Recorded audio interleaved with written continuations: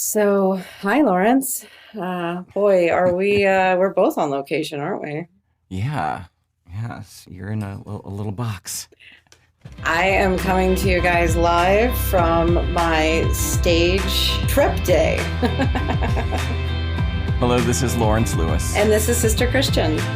Today is Thursday, July 16th, 2020. This is the Producer's Happy Hour, a weekly podcast with two producers on opposite coasts.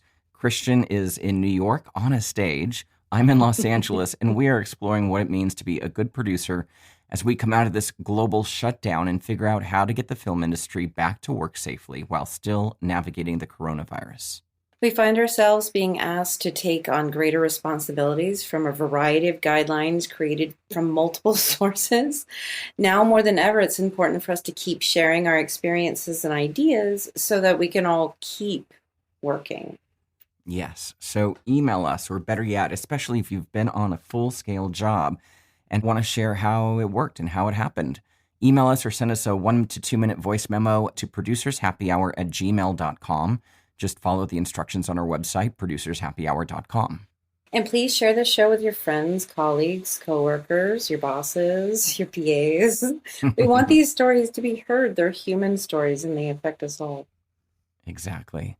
Christian, today we're chatting with Greg Jones, who's been a line producer for about 15 years and recently produced a full-scale job with about an 80-person crew, celebrity talent, the whole 9 yards. And he's going to tell us about how they did it and how they did it safely.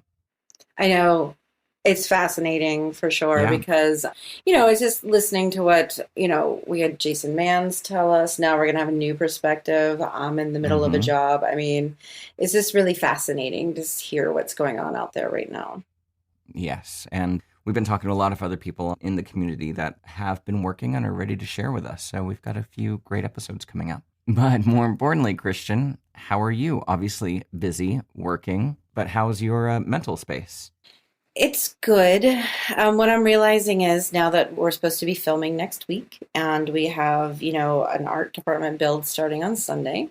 And it's relearning. We tech scouted early, had a schedule kind of in place. And then yesterday around 3 p.m. realized that it would be much better to change it completely around, which, obviously happens on previous jobs, like before COVID. You would go on a tech scout and then everything changes, but it's different now because you kind of have to have certain things in place. Like in New York, we're mandating, certain people have to be tested beforehand. We're not testing everybody. So if you're switching days around, it affects talent. And when you have to, and availability of tests right now are not widespread. The tests are there, but the, active ingredients or any of the, utensils Components. used, then may not be available. So it's quite challenging in a way that you don't have the flexibility of last minute changes like we used to have. Not that we ever wanted them before, but we were able to make them happen. Yeah. Now you have to tell somebody no for one break in the chain. I know. So mentally, that's a lot of exercise to go through, to be honest. So how are you doing? I'm doing well, much better now. And I have to tell you, because I was really going through, and I think I mentioned this on the last episode, but I've seen a few people posting about this, but there seemed to be like a second wave of kind of fatigue or depression or anxiety or something. And I definitely think I was going through that last week. It was a challenging week for some reason, and I don't really know why, but I kind of set up a new regimen for myself. I installed a Facebook timer that only allows me to be on Facebook for 30 minutes a day. And I deleted Facebook off my phone. Oh, that's interesting. I always use the excuse of, well, that's where I get my news. But it's really untrue. I have a lot of other news sources. And I'm also limiting that. I listen to the news once in the morning and once in the evening, and that's kind of it. And I figure if there's an emergency or something happens, I'm going to get an alert on my phone from any of the news sources I follow. Right. So kind of removing myself out of this cycle of terrible, rotten news and, just people bickering on the internet, I feel a lot better. But, I'm still so focused on this, what is on earth is going to happen to our economy. And, come the end of this month when all the federal aid stops and people aren't going back to work. And now people are going to get laid off again because of more shutdowns in various states. I just don't know what's going to prop up, the economy, even though, and in one of our news stories today, spending seems to increase last month. So I don't know. It's very confusing. Houses are being bought and sold. A friend of mine's a stager. So that's still happening. So I'm sorry, that's still happening. So people are still happening. Still getting paid enough to have the financials to buy a house. That's nuts. Apparently, my friend's a stager and she's busy. Good for her. And so, yeah, seriously. So I don't know. I'm just confused. I'm confused about the economy. I'm confused about the testing. Why can't I get a test? Just so many things that are just really up in the air. I had a friend ask me yesterday, like, are we ever really going to go back to work? Do I need to start looking for another career path? And I just don't know. I don't know what it looks like. So, I'm pulling myself out of the dumps, but, I'm getting there. So your dumps, I understand. My dumps are kind of like understanding that we have to, not only are we relearning our jobs, we're also like reminding people of why their jobs are going to be harder. So that kind of mental acrobats that I'm doing to, try to think about everything, let's say a key crew member does, and then remind them about, well, okay, so in this situation, what would you do? Because a lot of the crew that we're hiring isn't working yet, hasn't worked yet. So they don't know yet how hard it's going to be. Mm-hmm. And so I'm struggling like, well, maybe I should find a new career because on this one, I'm thinking for everybody, every department. Right. Yeah. And I'm working with a couple of really seasoned, really, really solid, good art and wardrobe people, and we're all experiencing the same thing. So it's like almost, even though it's collective hive mind, it's also like collective, like, oh shit. Things are a little bit harder. And so you do think about like, okay, I know we'll get through it and hopefully it's just a few months, but the other thing that gets me down, Lawrence, is that I have been hearing about other jobs that aren't doing the same procedures that my job happens to be doing. Mm-hmm. And that scares me because that means we're going to have to shut back down. Right. If people don't implement any of the guidelines that we've all been working on forever, then how are we going to stay open if people are getting sick? Yeah. Too. Yeah. So I don't understand. Somebody, arguing that why they don't wear a mask, and they're talking, they're a laborer. They were talking about how they have to go out and they're making less money than we're making money sitting home on the unemployment and the federal aid, but they still have to go to work. And how dare we tell them how to live their life? And I'm just like, yeah, but my career is in jeopardy because you're taking this stance. If you're taking the stance of not wearing a mask because you're the one working and you don't want to be told how to live your life, that affects the health of everybody and therefore impacts whether or not our jobs, our industry is going to get fully back up and running in a normal fashion. So I know. So I know we're still in the beginning of this, guys. So it's more difficult than I thought it would be, but it's also people are willing and eager. We just have to guide them. We're the experts, like we keep saying. So we have to be the ones who set the standards. Now, before we get into the news, I want to ask you, though, are you doing Onset rapid testing, or did you send everyone to a regular test site? So in New York right now, you can get tested relatively quickly, but it seems like the rapid tests are few and far between. So there is a couple of places in Midtown that we found, like, yes, you have to go to Manhattan, but in Midtown that will turn the test around within a 2-hour period. So, and you pay around $250 per person. Per person. And are you doing the entire crew? No. New York State mandates that you do talent and anybody who will be around the talent. So we're testing our wardrobe department, our hair and makeup department, and our on-set prop department. Okay. Because those are the ones that will be around the talent without. But then there's a few other mandates that they have. Like, not only does hair and makeup need to have proper PPE, they also need to have the face shields. So anyone dealing with talent need to have face shields in addition to masks. And did you already say, what about director, first AD, DP? Well, so I mandated myself as to take Yeah. this job, a 15-foot plus techno crane. It turns in we've now got a 30-foot, Oh, but that way we can be as close to the talent as we need to be, and we can move from vignette to vignette on our stage really easily without having yeah. a ton of, grips to push dolly and such. So that removed the need to have the DP or the director tested. The director is Hmm. actually probably going to have like a microphone and a speaker, that kind of Hmm. stuff. So we're not Hmm. like yelling through our masks all day too. And Interesting. the AD Okay. won't be anywhere close to the talent.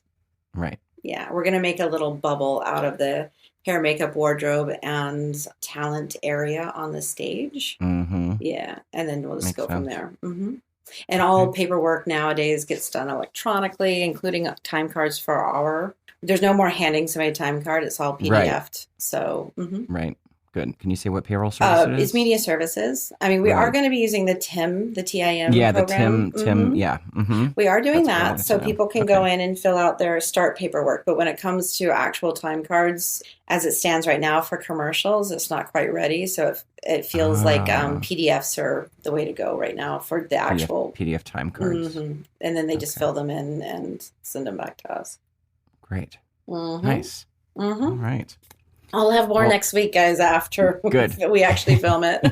Yeah, I want to see Yeah. how it all goes. Well, you got to get back to work, and we've got a great interview to hear. So Yes. let's cover a couple of news things and jump in. I love it. Okay. First thing I wanted to talk to you about was an article on Reuters that discusses, which I like this because it's not, Deadline or Variety that's, going to make a meal out of it. So it's pretty, kind of on the table. Lack of insurance threatening the supply of Hollywood films and TV shows in 2021. And we've been talking about this since For the very months. beginning that insurers, obviously they stopped covering independent films and television against COVID-19 illness. Right. And that's a big shift in the industry, and we're trying to figure out how to work around it.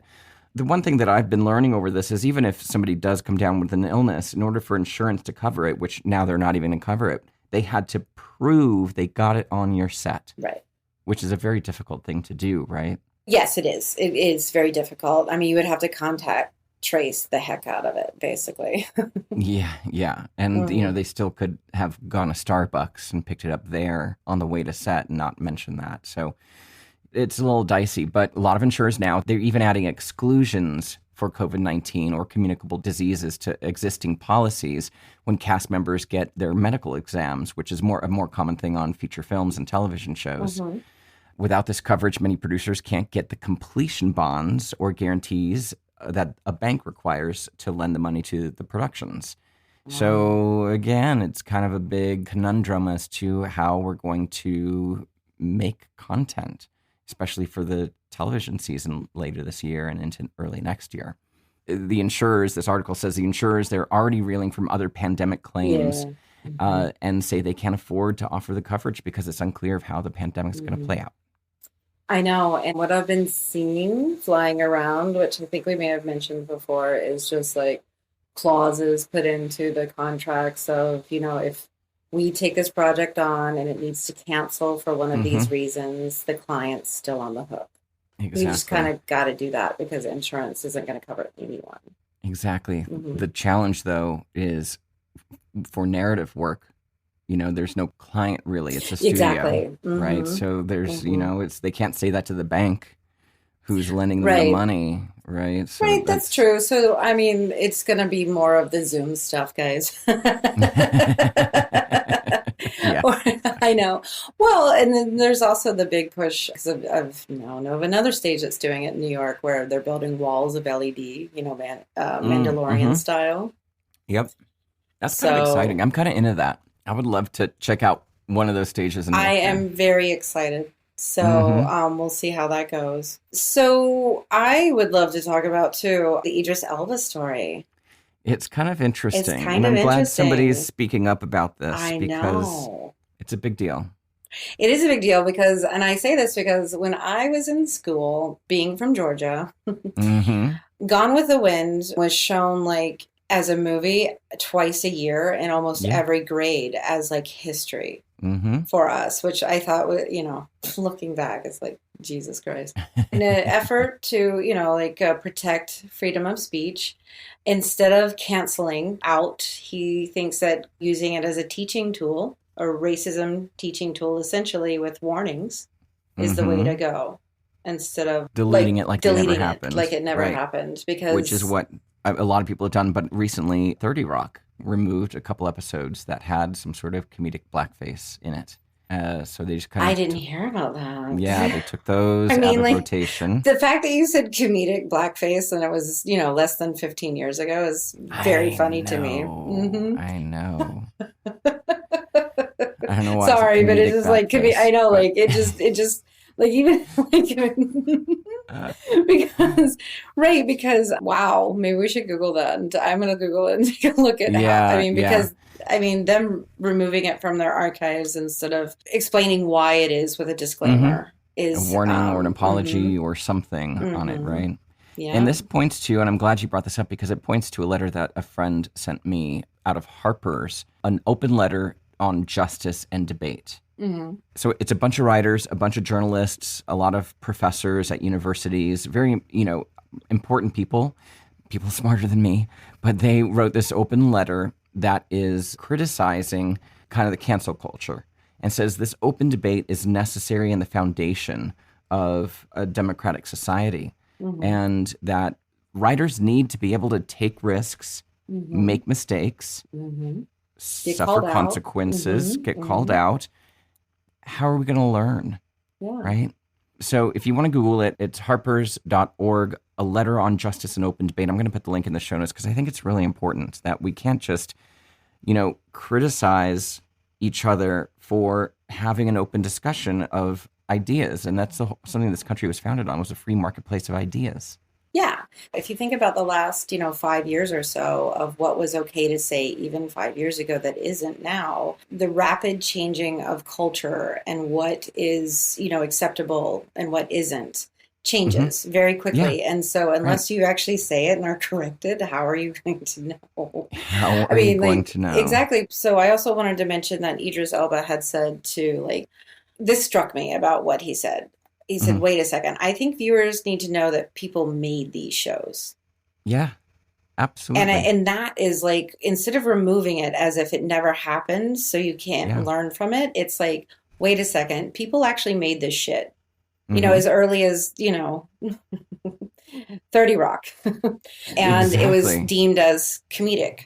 So that said, to remove it means we've never learned and that somebody won't think it's cool in 20 years to do it again. Exactly. Yeah. I think that's really important to keep that stuff out there, learn from it, understand why it's wrong or how it's harmful and hurtful, and be able to learn from it. One more thing I wanted to mention to you, as I mentioned at the top of the show, but this struck me. In Ad Age, U.S. retail sales surged higher in June to pre-pandemic levels. I don't understand. I don't understand. They're attributing it to more businesses reopened and expanded jobless benefits is what padded the wallets of the unemployed. And the value of retail purchases increased 7.5% from the previous month. Yeah, I don't know. They're expecting some backpedaling once we start locking down again. Oh, of course. People are spending may I make this point about my wardrobe department that I just spoke to him late last night. So we have 3 lady talents on this job. So there were 3 days for shopping, 1 per woman. Okay. And then a fitting day. Okay. So we feel like in the beginning, it was like, okay, that feels like fine. So, so as he goes out, instead of department stores or the big stores, retail stores in New York, they're not open from 9 to 9 anymore. 9 a.m. to 9 p.m. Right. They're 10 to 6. So then he can't hit as many as he could before. And they're empty, so he feels safe doing it. But then flip that to the summer and fall wardrobe did not ship to the box stores because they didn't know whether they were going to be open or not. And so he said it's very slim pickings, too.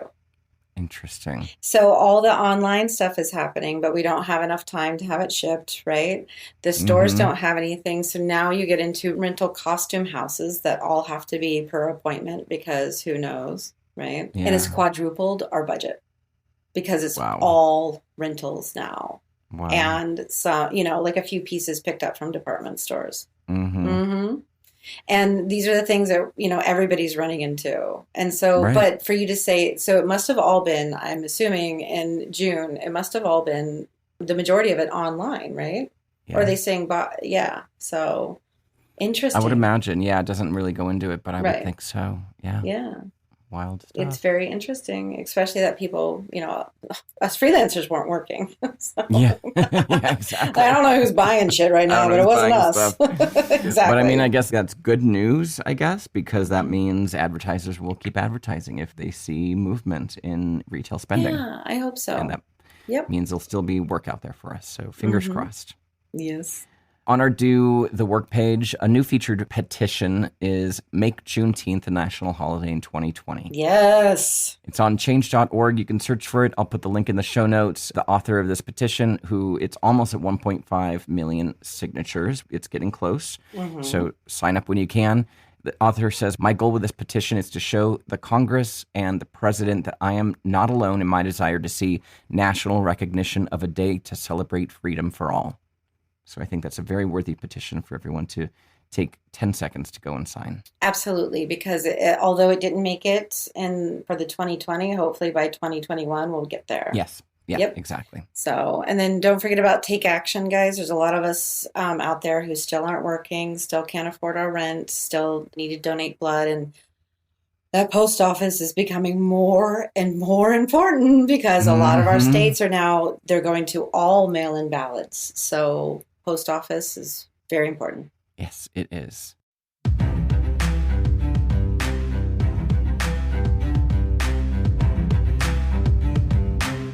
All right, let's get to our interview. Greg Jones has been line producing for about 15 years, working on national campaigns such as Google, Visa, Apple, Geico, Hotels.com, Amex, and many more.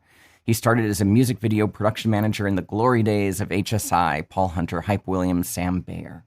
I know. When I saw those names, I was like, oh yeah, Greg. Yes. He started producing videos in the heyday when there was plenty of money. And then when the last of it was gone, he transitioned to commercials. He's worked on every continent in the world except for Antarctica, but got pretty close to doing a job there. So let's take a listen. Greg, thank you so much for joining us today. First, we want to know, how are you doing? How are you feeling? How's your family? And where are you located in the world? Everyone's great. I'm in Los Feliz, California. Oh, Yeah, I fantastic. kind of was super paranoid 2 weeks before the shutdown. So I kind of locked down my house a couple weeks early. So we've been, That's funny. We're neighbors, Greg. I thought for some reason you were New York No. based. Okay. I was working at Roger, which is right on Santa Monica and Virgil, right next to the Virgil. Yeah. That's Yeah, the hot area so- right now. Oh, yeah. Virgil Village by Twirl. Yeah. That's Mhm. yeah. So you're good. Everyone's healthy. Everyone's safe. Yeah. And you're Everyone's safe in no Los Feliz. Great. Obviously, we know you've been a producer for many years and gave a little short bio about you, but we'd love for you to get into a little bit of background of what happened to you during the lockdown. Were you staying active? Were you doing any remote jobs? Or were you just kind of hunkered down and waiting to see what happened? It's crazy. The first month, the whole world was ending and I was never working again. And then I remember. I stumbled Yeah, on we were there. to a couple projects for Facebook, remote via Zoom, which turned into another one, which turned into another one. So I luckily stayed busy through this whole thing. So you did those remote jobs and then you kind of started seeing things opening up and started getting calls or feelers? Or Yeah, well, how did it go? I work JJ Adler is my main director, and she got these boards in for this crazy big Affleck shoot, which just sounded insane. And I was sure there was no way they were going to do it, but we ended up doing it last month in Alabama. Oh, wow. Yeah. And so this is the big one that you were The telling big us one, about, right? full crew, 2 cameras, 65 people-ish, and 10 talent, and, an older celebrity. Jeez. Yeah, I mean, he's in his mid-60s, so it's Yeah. not old. But still, I mean, well, in LA, that's what, 40? Yeah. Well, I just meant for COVID, he was, theoretically. Oh, yeah. at He's risk, in the in the risk category.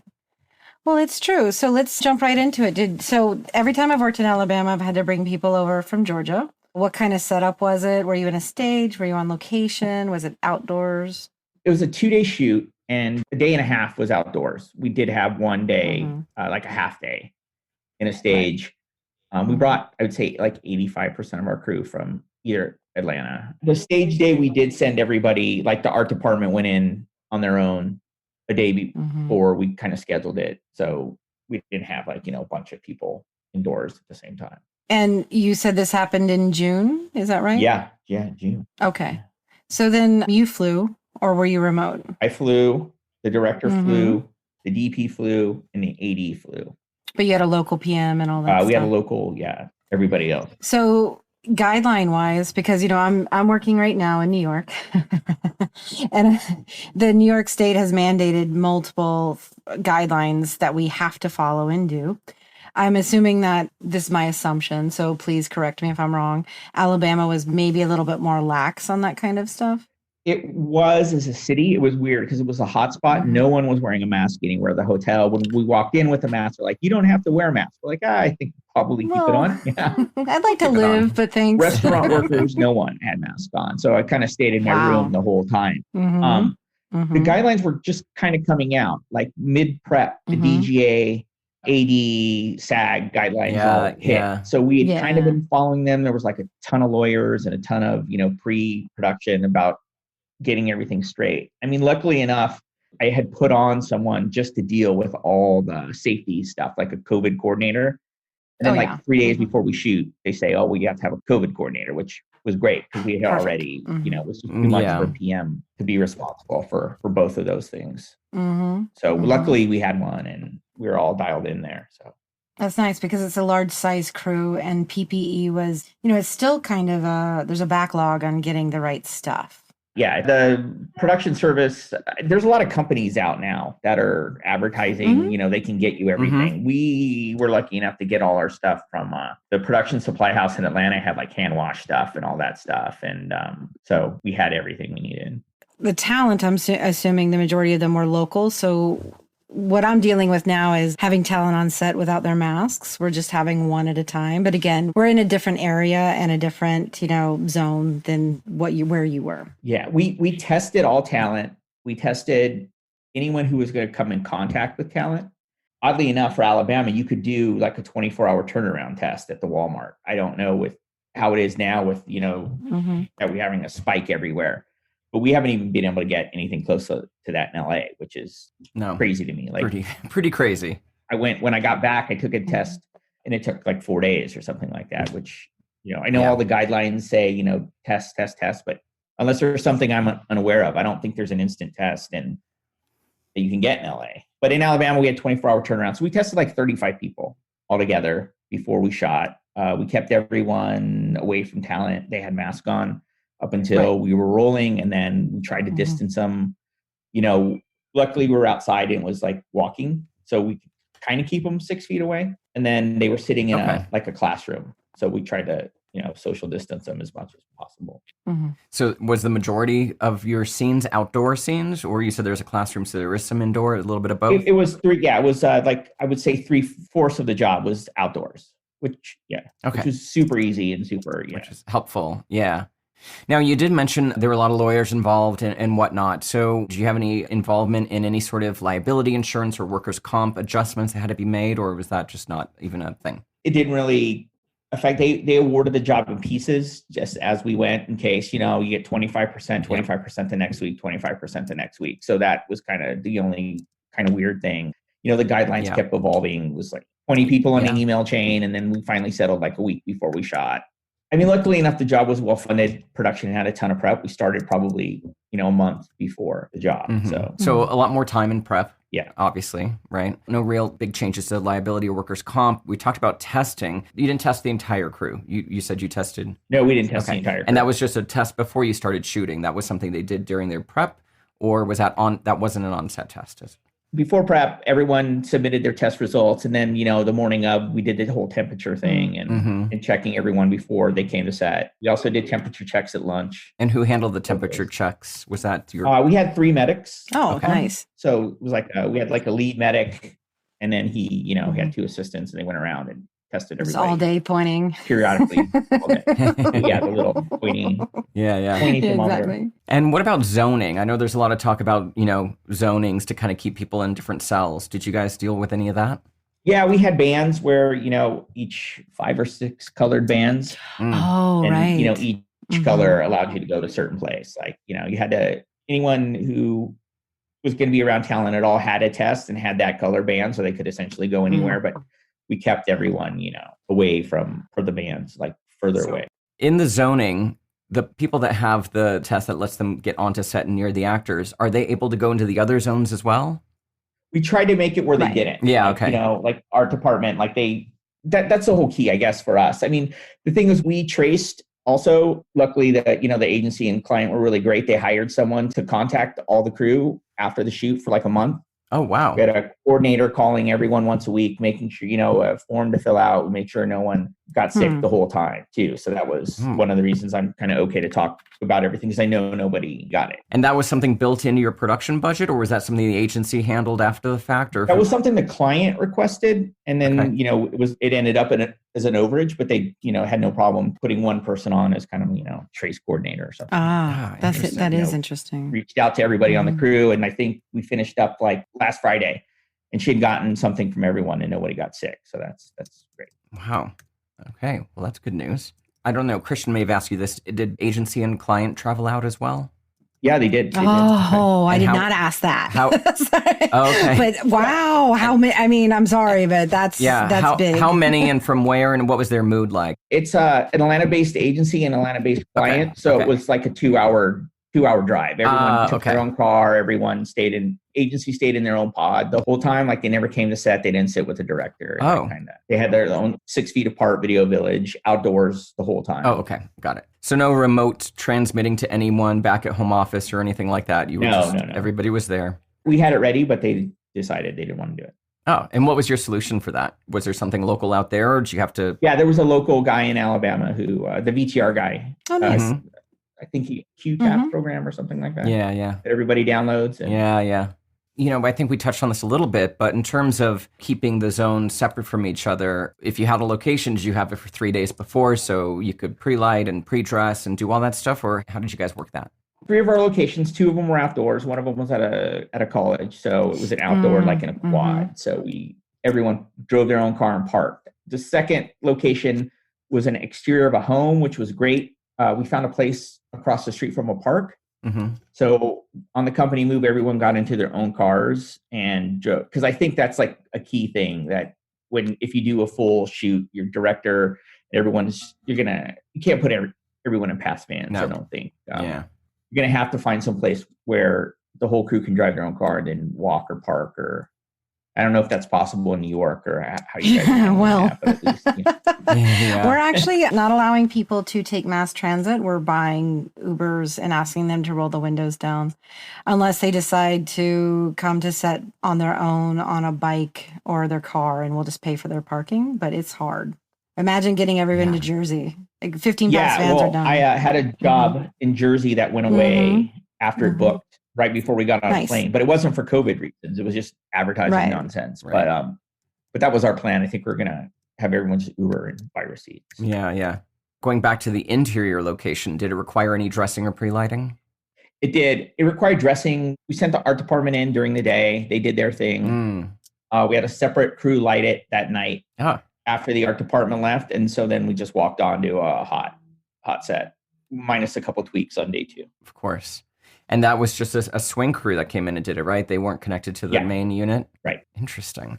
How many days shoot was it? It was 2. Okay. All right. And then the mood was good? Everyone felt fine at the end? Yeah, it was great. I think everyone was super happy to be working. I think they realized how little work was going on at the time. It was, one of those things, where a minimal of complaining on that old job. Good. That's good. And I want to ask you more about that. But one thing I wanted to circle back on was the testing. So you said people submitted their test results and you did temperatures on set. What about Hipaa compliance? Did you have to worry about any of that, receiving medical information from the crew? Did you record any information or store it, or how was that kind of handled? We had one person in charge of, actually the COVID coordinator ended up being in charge of that. He was the only person who we gave him instructions on how to reply just to the one person to keep their information confidential. It was just, like a yes or no on the test. And then, no one tested positive. Yeah. So considering everybody was coming over from Georgia, because now the numbers a month later they're pretty high. So, I mean, that's very fortunate. Can we talk about food? Because that's my biggest hole that I have right now is like no buffets. yeah, I had a picture of our craft service. It was like one big Ziploc baggie that they passed out. Yes, please send it. Oh, It's on my Instagram. Okay. Oh my God. It's GSJ2LA. It's like a huge Ziploc bag with like every unhealthy thing. And I blame that on Alabama and also COVID, but it was, that was kind of like your own personal crafty all day. Crafty kit. We had coolers per department. So there's like, instead of, one place to get drinks, we had like 9 or 10 coolers with waters and stuff in them. And also like a wipe down little station with, the alcohol wipes and hand sanitizer. And a bunch of hand washing stations. So that was and then for catering, we did like a wedding, beef, chicken, or fish. Oh, right. You choose it before. The night before. So nobody lined up. Then we just passed it out in, whatever you ordered. We passed it out per department. So no, there was never a big lineup or. Yeah. So I guess that all worked out pretty well. There was no special needs or dietary things that you had to figure out and solve on the fly. That just all kind of worked out. Yeah, no, I mean, it's it wasn't LA. So yeah. Didn't have any like lactose or. I know. That's very true. It was all biscuits and gravy and. It was veggie beef or chicken. And that was kind of it. You got it around the world. And a meat and 3. No one complained. Well, no, because, I'm sure everybody was excited to get back to work, May I ask which town?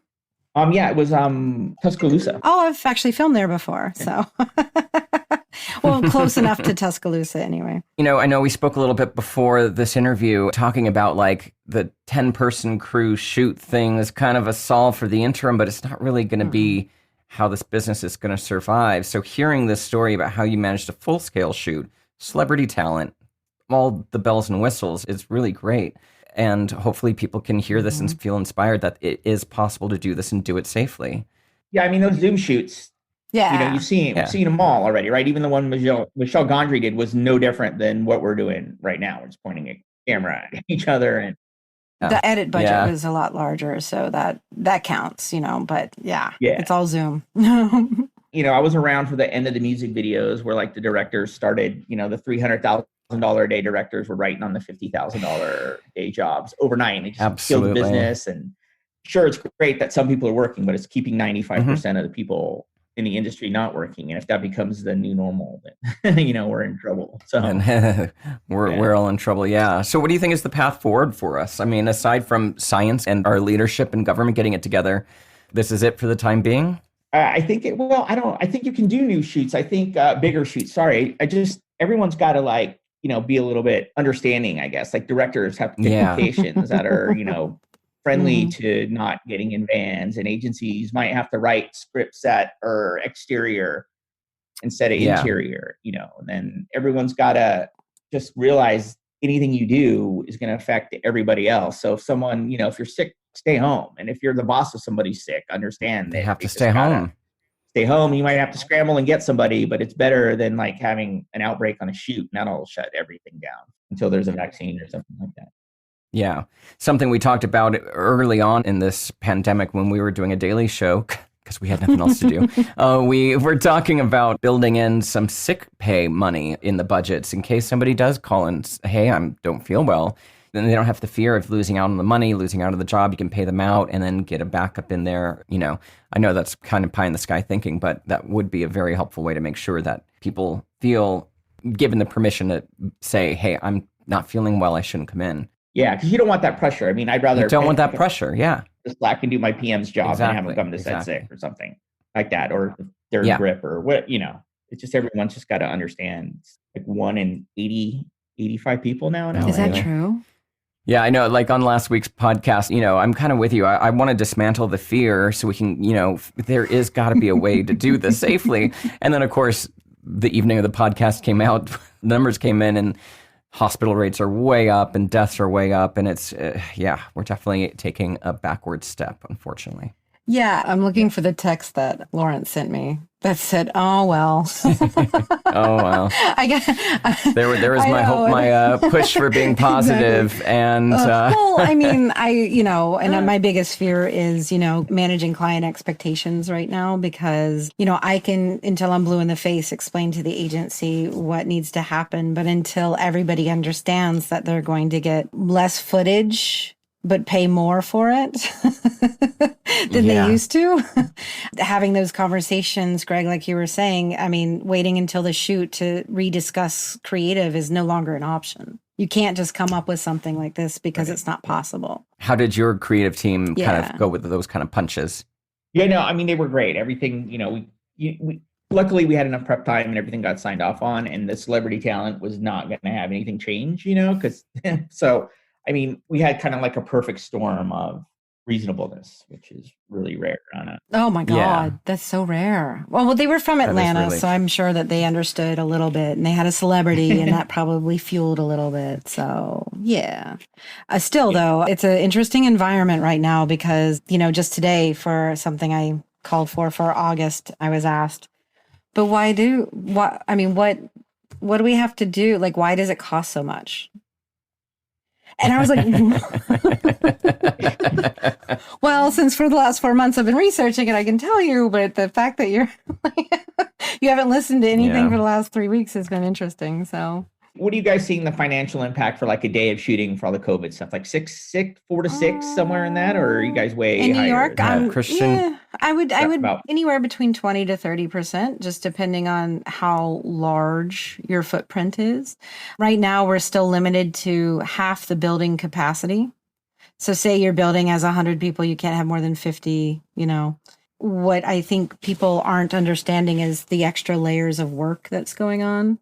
Yeah, the extra prep time and manpower, I think, is the big killer. And so the first thing to go is prep days for production, because why do you need it?